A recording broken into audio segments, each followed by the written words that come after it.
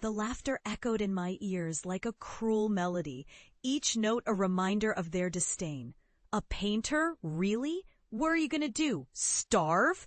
My father's voice cut through the air, sharp and unforgiving. I stood there, paint splattered and hopeful, staring at the faces of my family, my mother shaking her head, my older brother smirking, my younger sister wide-eyed in disbelief.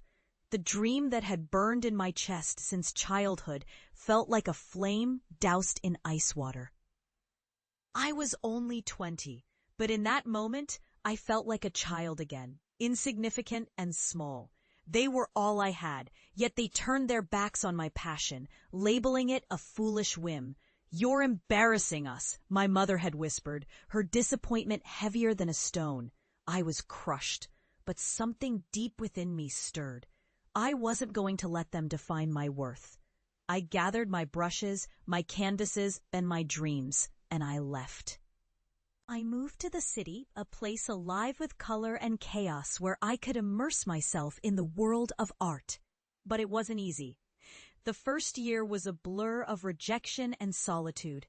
I painted in my tiny studio apartment, the walls bare except for my attempts at capturing the world around me. I sold a few pieces at local markets, but for every sale, there were 10 rejections. I felt like a ghost, haunting the galleries and cafes, hoping someone would see the soul I poured into my work. I worked multiple jobs, waitressing, cleaning, anything to keep the dream alive. The nights were long and the days were often filled with self-doubt. I'd scroll through social media, watching friends and acquaintances thrive in their corporate jobs, while I struggled to pay rent, but every time I felt like giving up, I'd think of my family, their laughter ringing in my ears, and it fueled me. I painted not just for myself, but for every time they said I couldn't. Slowly, the tide began to turn.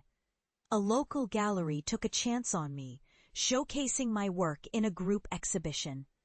I remember the night vividly, the way the lights bounced off the canvases, illuminating my creations. I stood nervously by my paintings, heart racing as people admired what I had poured my soul into. I overheard whispers of intrigue and appreciation, and for the first time, I felt like I belonged. It was a small victory, but it ignited something in me. I began to gain traction, my art resonating with people in a way I had never imagined. Years passed. I fought through the hurdles of self-doubt and societal expectations, and piece by piece, I built a name for myself. My work began to be featured in larger galleries, and I was invited to showcase at art fairs across the country. I was no longer the struggling artist. I was becoming a force in the art world. It was exhilarating, but deep down. Then, one fateful day, I received an email that changed everything. A prestigious art show in New York wanted to feature my work. I was ecstatic, but a pang of uncertainty gnawed at me. My father's gaze flickered to a painting behind me, a vibrant explosion of colors depicting a sunset over a city skyline. It was the first piece I had ever sold, a symbol of my struggle and resilience. I held my breath, waiting for his reaction. "This is impressive," he finally said, his voice softer than I remembered. My mother's eyes glistened, and for a moment, I saw the pride I had longed for. My brother's smirk had faded, replaced with a look of genuine admiration. In that moment, the laughter from years ago faded into silence. The walls that had once felt so impenetrable began to crumble. I took a step closer, feeling the weight of my journey in the air between us. "I did it," I said, my voice steady.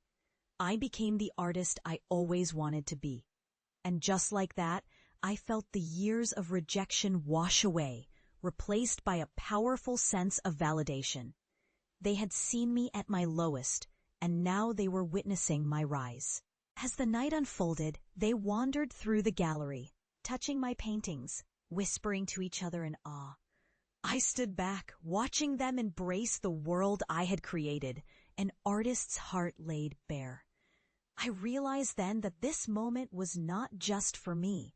It was for every time I had been told I couldn't.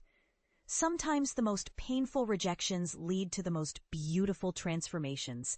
And in that gallery, surrounded by the vibrant colors of my journey, I felt whole.